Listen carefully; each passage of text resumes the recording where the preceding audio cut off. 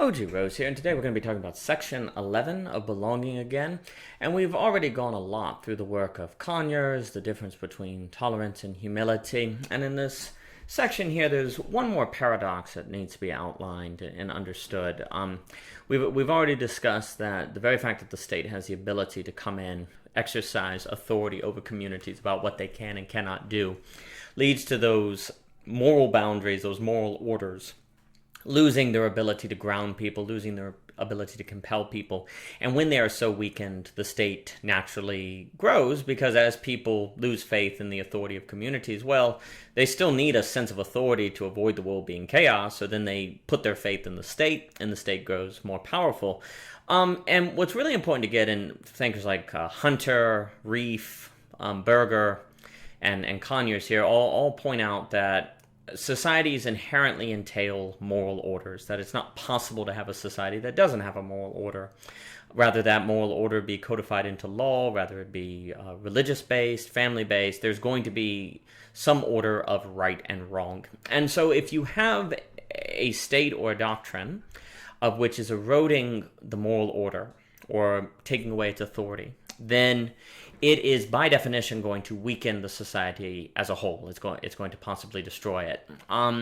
But this is the question. If the state gains, is the state equal to society? If the state becomes the new grounding of the moral order, is that going to be enough to create society? And if we follow the thinking of someone like a Murray Rothbard, or I think it's kind of clear, I don't think the state is equivalent to society. We don't live in Washington, D.C.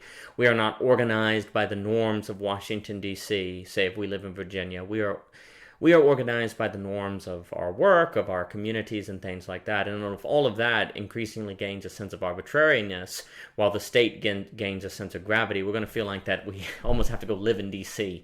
in order for us to be properly grounded, or otherwise we're kind of missing out. And I think we see that. I mean, everyone goes to live in D.C. or New York. It's either the center of government or the center of business and capitalism and the arts and all that, or otherwise you've sort of missed out. So as the doctrine of tolerance spreads in the state spreads, that might contribute to a kind of social monopoly. In the same way that you have a business monopoly, you could have all the social capital and social authority get monopolized in these certain areas of the country. But anyway, if we do not accept that the state can be a society, but we also accept that a growing state erodes the moral orders that make society possible, then the state is going to somehow have to fill in the loss of the moral order to keep society together, to hold it in, because it won't necessarily do it itself, just in being itself. And so it's going to kind of run in and try to impose a new moral order, but it really can't impose an emergent moral order anymore. It's going to probably be using law,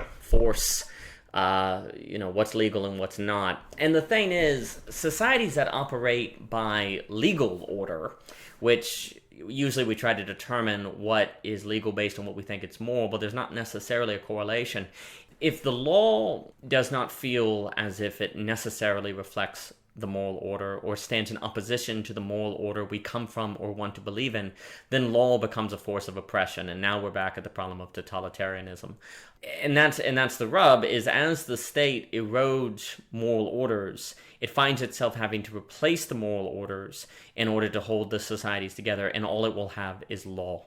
And law could be moral, but isn't necessarily moral. And so now we have a potential for totalitarianism, because often totalitarianism is through law. It's not illegal.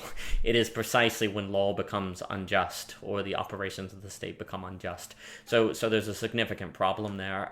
That's just for Conyers how you have toleration lead you down that road of where then you get the oppressive force, because the state is more in the business of organization than it is in the business of community. We can feel organized by the state, but an organization of our lives that does not feel like a community is going to feel like an oppressive force. And that's a problem that Conyers sees.